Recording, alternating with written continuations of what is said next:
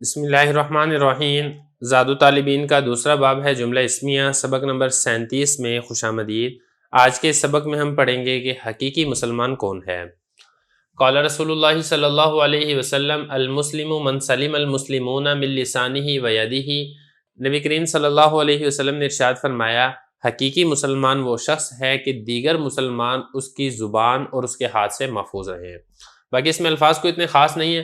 اسلم یسلم، اسلام باب اس کا افعال ہے، اسی سے یہ اسم فاعل کا صیغہ ہے، اور سلم یسلم اس کا مطلب ہوتا ہے محفوظ ہونا۔ مسلمون یہ وہی جو مسلم واحد کا صیغہ ہے باب افعال سے اسم فاعل کا، اور یہ وہی جمع کا صیغہ ہے۔ لسان زبان کو کہتے ہیں اور ید یہ ہاتھ کو کہتے ہیں۔ اب چلتے ہیں اس حدیث کی تشریح کی طرف۔ دیکھیں یہ بہت ہی جامع حدیث ہے۔ امام اعظم ابو حنیفہ رحمہ اللہ تعالیٰ نے 5 لاکھ احادیث میں سے کل 5 حدیثوں کا انتخاب کیا تھا، ان میں سے ایک یہ والی حدیث بھی ہے۔ تو اس حدیث پہ اگر آپ غور کریں گے تو اس میں مسلمانوں کو غیرت دلانی یہ مقصود ہے، کیونکہ یہاں پہ دیکھیں نا شروع میں یہ ذکر کیا گیا المسلم، یعنی حقیقی مسلمان وہ شخص ہے کہ دیگر مسلمان اس کی زبان سے بھی اور اس کے ہاتھ سے بھی محفوظ رہیں، وہ دیگر مسلمانوں کو تکلیف پہنچانے والا نہ ہو۔ تو اگر مسلمان تو ہیں، کلمہ تو پڑا ہوا ہے، لیکن اس کے باوجود دوسروں کو تکلیف پہنچاتے ہیں، دوسروں کو اذیت دیتے ہیں، تو اس سے پتہ یہ چلتا ہے کہ جو اسلام ہے وہ صرف زبانی ہے، صحیح طریقے سے دل کے اندر اسلام نے اثر نہیں کیا ہے۔ تو بہرحال دوسروں کے راحت، سکون اور چین کا خیال رکھنا یہ ایک بہت بڑی ذمہ داری ہے جو کہ ہر مسلمان کے اوپر عائد ہوتی ہے۔ اچھا، اس میں بھی اگر آپ غور کریں گے تو 2 باتوں کا خاص طور پر ذکر کیا گیا ہے، اس میں ایک ہے زبان اور دوسرا ہے ہاتھ، اور اس میں بھی اگر آپ دیکھیں گے تو یہاں پر زبان کا ذکر پہلے کیا گیا ہے، ہاتھ کا ذکر بعد میں کیا ہے۔ اس کی وجہ علماء نے یہ ذکر کی ہے کہ جو اکثر ایذا اور تکلیف ہے وہ زبان سے ہی انسان دوسروں کو پہنچاتا ہے۔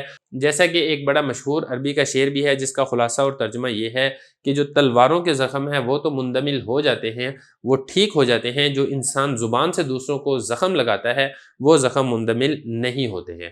تو اس لیے زبان سے بطور خاص خیال رکھنا چاہیے کہ آپ کی زبان سے کوئی ایسا کلمہ ادا نہ ہو جس سے دوسروں کو تکلیف پہنچے۔ پھر اس میں ایک چیز اور بھی ہے، وہ یہ ہے کہ زبان سے انسان زندہ کی بھی برائی کر سکتا ہے، مردہ شخص کی بھی برائی کر سکتا ہے، لیکن ہاتھوں سے تو انسان صرف زندہ شخص کو ہی تکلیف پہنچا سکتا ہے، دوسرے کو تکلیف نہیں پہنچا سکتا ہے۔ پھر اس میں ایک چیز اور بھی اگر آپ غور کریں گے کہ زبان سے جو انسان تکلیف پہنچاتا ہے اس کی کوئی لمٹ نہیں ہے۔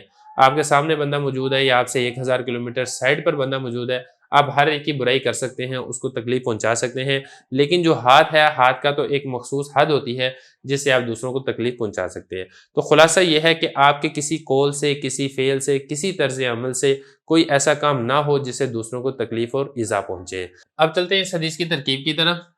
المسلم یہ بنے گا مبتدا، اور یہ جو من ہے یہ پورے کا پورا جملہ یہاں تک یہ بنے گا اس مبتدا کی خبر، لیکن یہ جو من ہے اس کو پہلے بنائیں اسم موصول، اور یہ جو آگے والا جملہ ہے سارا یہ بن جائے گا اس کا صلہ۔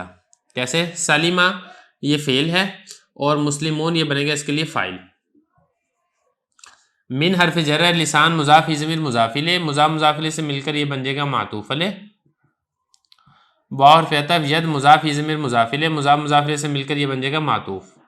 معطوف علیہ معطوف سے مل کر من جار کا مجرور ہے، جار مجرور مل کر یہ سلیمہ فعل کے متعلق ہے، تو سلیمہ فعل اپنے فاعل اور متعلق سے مل کر یہ پورا جملہ ہو کر یہ کیا بن جائے گا؟ صلہ۔ تو موصول اپنے صلہ سے مل کر یہ خبر واقع ہوگا کس کی؟ المسلم مبتدا کی، مبتدا اپنی خبر سے مل کر جملہ اس میں خبریہ ہوگا۔